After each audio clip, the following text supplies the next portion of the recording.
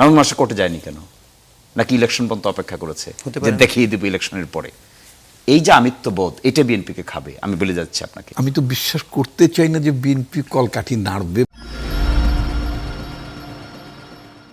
ক্রাইসিসটা কখন শুরু হলো? ক্রাইসিসটা শুরু হলো when BNP decline to take oath.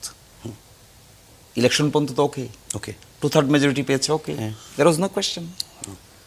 প্রশ্ন আসতো ওথ নেওয়ার, শপথ নেওয়ার।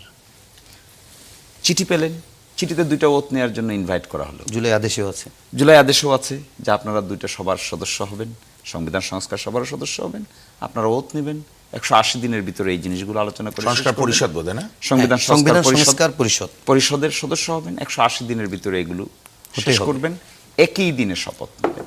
যেদিন সেটা নিচ্ছেন এদিন এটাও নেবেন। ওই ব্যক্তি শপথ দিবে যে ব্যক্তি ওখানে দিবে, এই ব্যক্তি এখানে দিবে। এটাই হলো সেকশন 8-এর বিধান। ওনারা এক অংশ নিলেন, আর এক অংশ নিলেন না। ক্রাইসিস তৈরি করলো কে? বিএনপি।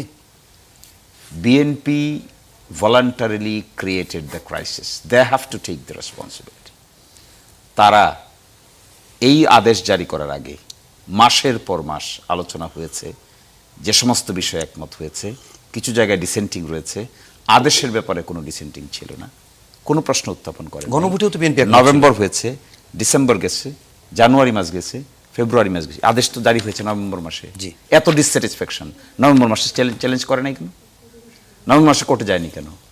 নাকি ইলেকশন পর্যন্ত অপেক্ষা করেছে যে দেখিয়ে দেবো ইলেকশনের পরে? এই যে আমিত্ববোধ, এটা বিএনপিকে খাবে, আমি বলে যাচ্ছি আপনাকে। এই আমিত্ববোধ রাজনীতিতে কেউ এখন আর পছন্দ করে না। হাম্বলনেসকে মানুষ পছন্দ করে।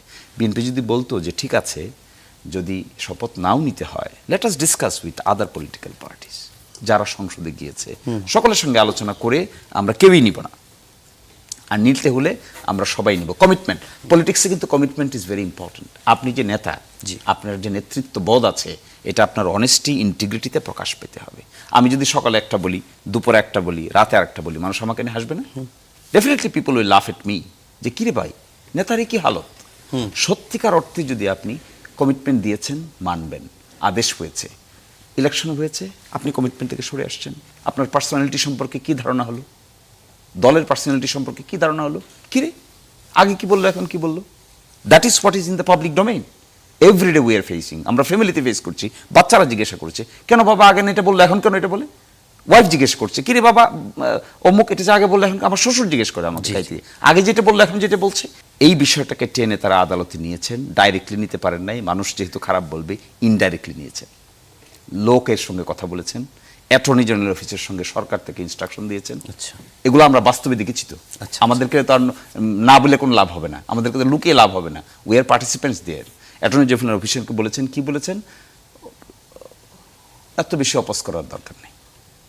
আবার বিএনপির বড় বড় লোকেরাই আইনজীবীর সঙ্গে যোগাযোগ করেছেন। এই রিট পিটিশন ফরমায়েশি, আমি বলে যাচ্ছি আজকে আপনাদের সামনে, ফরমায়েশি রিট পিটিশন এগুলো করানো হয়েছে। আমি তো বিশ্বাস করতে চাই না যে বিএনপি কলকাঠি নাড়বে বা নাড়ানোর তার কোনো ইন্টেনশন আছে। বলে ওনার কাছে আছেই, সেটা উনি মানে দাবি করছেন, হয়তো ওনার কোনো যৌক্তিক ব্যাখ্যা আছে দাবির পেছনে।